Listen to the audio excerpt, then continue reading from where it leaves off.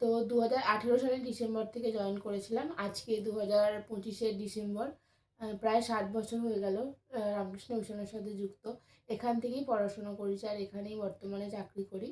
আর তুই তোরটা বল। বাড়ি আমাদের হাওড়ায় ডোমজুর সাইডে, ওখানে বাড়ি আমাদের ওখানে। কিন্তু পড়াশোনার জন্য, তারপর চাকরি বাকরির জন্য এখানে থেকে গেছি। ভবিষ্যৎ তো ইচ্ছে এখানেই থাকা, জানি না ভগবান কবলে কি লিখেছে। অ্যাকচুয়ালি ব্যাপারটা হচ্ছে যে একবার কলকাতায় এসে যায়, তারা একবার কলকাতা ছেড়ে আর যেতে ইচ্ছা করে না। তো আমাদের ক্ষেত্রেও তাই হয়েছে, কলকাতাটা ভীষণ পছন্দ হয়ে গেছে আর কি। খুব যে রেগুলার আমরা বাইরে বেরোই বা আড্ডা মারি এই গঙ্গার ঘাট এখানে ওখানে সেখানে, সেরকম না। কিন্তু এখানে সব কিছুর ব্যবস্থা খুব ভালো, হাতের কাছে সব কিছু ঠিকঠাক একদম। আমি ইনফ্যাক্ট আমি বলি, ইনফ্যাক্ট আমরা এত বছর এসেছি, ও ভিক্টোরিয়া গেছে কি আমি জানি না। গেছিস ভিক্টোরিয়া? ও গিয়েছে, কিন্তু আমি এখনো অবধি একবারের জন্য ভিক্টোরিয়া যাইনি। দক্ষিণেশ্বর গেছি কিন্তু ভিক্টোরিয়া যাইনি। দক্ষিণেশ্বর, কালীঘাট এইসব জায়গাগুলো ঘুরেছি, ভিক্টোরিয়া কখনো যাওয়া হয়ে ওঠেনি এখনো অবধি। আমি গেছি 2-3 বার ভিক্টোরিয়া। হ্যাঁ, ভালোই, খারাপ না, সব কিছুই ভালো। আমি এসেছি এখানে 2020 শেষের দিকে, কোভিডের সময়, তখন সময় এসেছি ফার্স্ট ইয়ারে। তারপর এসেছি আমি ফার্স্ট ইয়ার সেকেন্ড ইয়ার, তুইও তখন পড়তিস, ও পড়াশোনাই করতো, সেকেন্ড ইয়ার থার্ড আমাদের ইয়ার তো হতো। 3 বছর এজ গ্যাপ আছে, আগেই বললাম। তো আমি যখন থার্ড ইয়ারে পড়তাম তখন ফার্স্ট ইয়ারে ভর্তি হলো। আর যখন থার্ড ইয়ারে পরীক্ষা দেবো, ইন্টার্নশিপ চালু হবে, তখন ও হচ্ছে জেনপা পরীক্ষা দিয়ে এখানে চান্স পেয়েছিল আমাদের কলেজেই। তারপরে এখানে ভর্তি হলো। আর ও যখন থার্ড ইয়ার পড়তো, মানে 1-1.5 বছর ওকে আমি পেয়েছি যে ও পড়াশোনা করছে, মানে সিনিয়র হিসেবে, একটু সিনিয়র রেসপেক্ট হিসেবে। দে। সিনিয়র হিসেবে তো এখনো সিনিয়র, আমি বলতে চাইছি যে ঘরে পড়াশোনা করছে, মানে কি বলতো, আমিও পড়ছি তুইও পড়ছিস, সন্ধ্যাবেলা হ্যাঁ। সকালবেলা সেই ব্যাপারটা। তারপর থেকে ওর ইন্টার্নশিপ শুরু হয়ে গেল, তারপর ওখানে স্টাফ হয়ে গেল। কিন্তু আমি তারপর থেকে একাই পড়েছি, মানে একা পড়েছি মানে কি যে পড়েছি আমি জানি।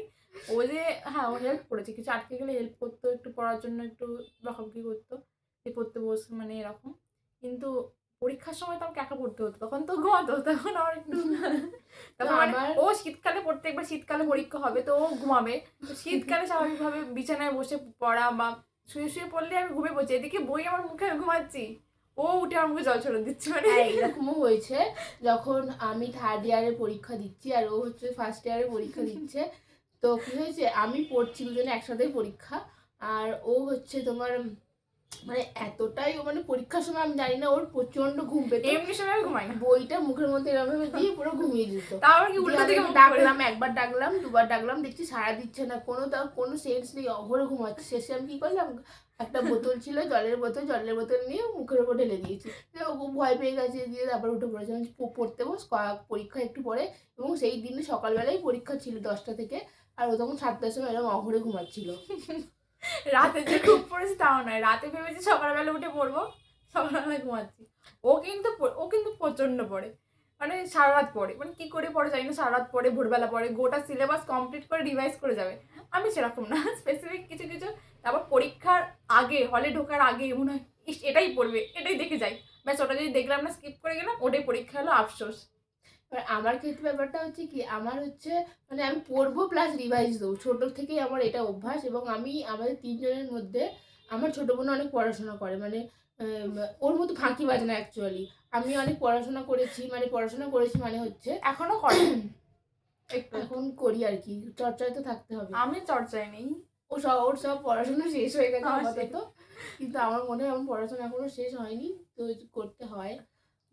যাই হোক, দিয়ে ছোটবেলা থেকে দেখতাম যে আমাদের পড়ার কিছু শেষ হয়নি, আমার বা আমার ছোট বোনের। মানে ছোট বোন যখন খুব ছোট ছিল, ওর দেখতে পড়া শেষ হয়ে গেছে। কি করে শেষ হতো আমি বুঝতে পারতাম না। পরীক্ষার সময় আমরা এত টেনশন করে পড়ছি, রিভিশন দিচ্ছি, আবার রিপিট করছি, ও দেখছি যে ঘুমাচ্ছে নাক ডাকিয়ে, আর নয়তো হচ্ছে যে পুরো রিল্যাক্স মুডে আছে। ঠিক আছে, যে ওর এমন একটা ভাব দেখা যাচ্ছে যে আমার কাছে কোনো ব্যাপার না। তারপরে এইভাবে কাটলো। মাধ্যমিক আর উচ্চ মাধ্যমিক আমি দিয়েছি 16তে মাধ্যমিক আর 18তে উচ্চ মাধ্যমিক। তারপরে এখানে জেনপা পরীক্ষা দিয়ে এখানে এসেছি। তুই আমার থেকে, তুই কতটা মাধ্যমিক দিয়েছিস? 18তে।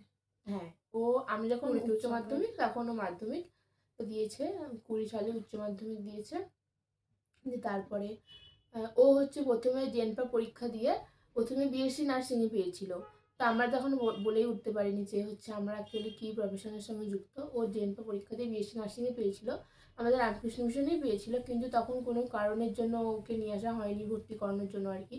ফিজিক্যাল যে ভেরিফিকেশন যেটা থাকে সেটা তখন করে উঠতে পারিনি আমরা, তার জন্য ভর্তি হতে পারিনি, তার জন্য প্রচুর কান্নাকাটি করেছিল। তো তারপরে আমি যেটা নিয়ে পড়েছি ক্রিটিক্যাল কেয়ার টেকনোলজি, তো ও ও সেটা নিয়েই পড়েছে আর কি। মানে আমাদের এখানে হচ্ছে পড়ানো হয় ক্রিটিক্যাল কেয়ার টেকনোলজি আর অপারেশন থিয়েটার টেকনোলজি। তো আমি ক্রিটিক্যাল কেয়ার, হ্যাঁ ডিগ্রি কোর্স ছিল, ক্রিটিক্যাল কেয়ার টেকনোলজি নিয়ে পড়েছি।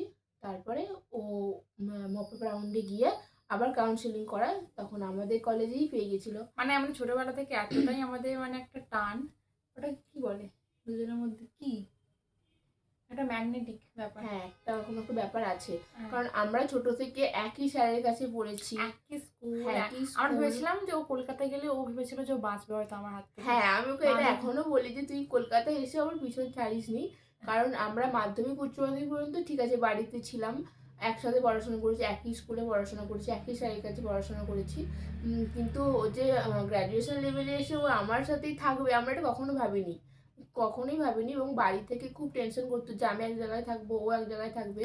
বাড়ির লোক তখন রিল্যাক্স ছিল, এখন বাড়ির লোক বলে যে মানে যখন জানতে পারলো যে না আমার কলেজেই ও পেয়েছে, তখন ওরা খুবই রিল্যাক্স হয়েছিল, মা বাপি দাদু দিদা সবাই। কেননা দুজনে থাকতে গেলে আমাদের পক্ষে ব্যাপার হচ্ছে মানে আমরা একদমই তো গ্রাম থেকে এসেছি আর কি, অতটাও গ্রাম না যতটা গ্রাম বলছিস না আমরা শহরের সঙ্গে অতটা পরিচিত ছিলাম না, না, এতটা শহরে পরিচিত ছিলাম না। ভাবিনি। ছোটবেলায় একটা আলাদা রকম মানে সবার একটু ইচ্ছে থাকে না যে কলকাতা যাবো, উড়বো মানে কি নিজে পড়াশোনা করবো, নিজে যখন তখন বাইরে বেরোবো, এখন সেই স্বাধীনতাটা আছে। না আমার কখনো মনে হয়নি উড়বো টুড়বো এসব, আমি কিছু মনে হয়নি। অ্যাকচুয়ালি ও ছোট থেকে একটু ডান পিঠে একটু দুরন্ত, আমাদের তিন বোনের মধ্যে সব থেকে বেশি মার ও খেয়েছে। আমাকে মারলে আমি চুপ করে থাকি, আর আমার ছোট বোন ও খুব কম মার খেয়েছে, ও অ্যাকচুয়ালি একটু আদরের তো, ছোটরা আবার একটু বেশি আদরের হয় আমি শুনেছি কি দেখেওছি, আমাদের ঘরে আছে। যাই হোক আমিও আদরের, তুই একটু কম আদরের, মেজোরা একটু কম আদরের হয়, বড়রা ছোটরা একটু বেশি আদরের হয়। আমি একটু কম আদর পেয়েছি লোকের থেকে, কিন্তু তেমন কোনো অসুবিধা নেই, মানে নিজেকে সান্ত্বনা দিল আর কি। সান্ত্বনা না, বাইরের লোক। যাই হোক পয়েন্টে ফিরে। আচ্ছা, তো আমরা মানে আমি খুবই ঘরকুনো একজন মানুষ ছিলাম, ইনফ্যাক্ট এখনো আছি। আমার খুব একটা ভালো লাগে না যে বিশাল লোকজনের সঙ্গে মিশবো বা বাইরে বেরিয়ে যাব বা কোথাও খুব ঘুরতে যাব, এরকম আমার একটুও ভালো লাগে না। ছোটোবেলাতেও আমার হাতে গোনা কয়েকজন বন্ধু ছিল, আর এখনও তাই।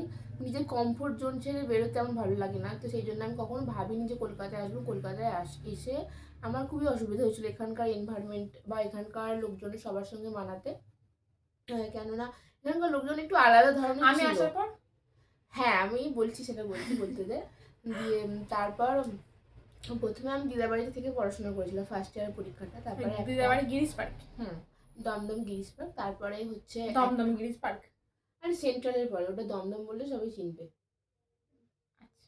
ঠিক আছে। দিয়ে তারপরে হচ্ছে 1 বছর তো কোভিড হয়ে গেল, তখন বাড়িতে পড়াশোনা করেছি। থার্ড ইয়ারে যখন আমি একটা মেসে শিফট হলাম, যে থার্ড ইয়ারটা আমার জন্য খুব ভাইটাল ছিল, কারণ আমি জানতাম যে থার্ড ইয়ারে আমাকে ভালো করে পরীক্ষাটা দিলে এবং থার্ড ইয়ারের পরে যে আমি ইন্টার্নশিপটা পাবো, শুধুমাত্র তখন প্র্যাকটিক্যাল ক্লাস হতো আর কি, আমাদের 3 বছরের হচ্ছে থিওরি আর 1 বছরের ইন্টার্নশিপ।